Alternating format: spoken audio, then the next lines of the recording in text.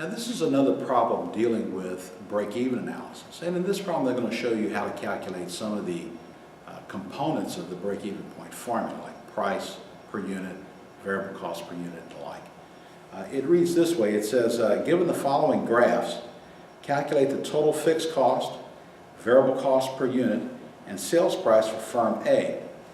Now if you look at the graph, firm A, you can see that the total revenue and the total cost at break even is indeed $200,000. So that's total cost.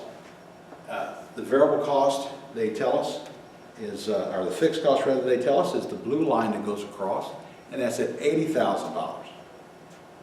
If you want to calculate price per unit, we're going to take the total revenue, which again at break even is $200,000, divided by the number of units produced and sold at break even, which they show us is 25,000. Total revenue divided by the number of units you produce and sell, they get you price per unit.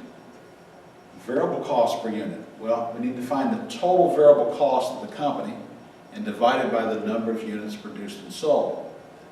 Total cost is made up of fixed cost and variable cost. So in this problem, you see the total cost at break even is $200,000. And that fixed cost is $80,000. The difference, which is $120,000, has to be total variable cost. And if you divide that by the number of units produced and sold, which is 25,000, you get $4.80 per unit. To prove this out, if we calculated the break-even point, we would take the fixed cost of the firm, $80,000, and divide by price minus variable cost per unit.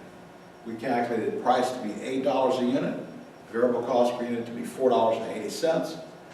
We find a break-even point at 25,000 units. So this company needs to produce and sell 25,000 units in order to have an operating profit equal to 0.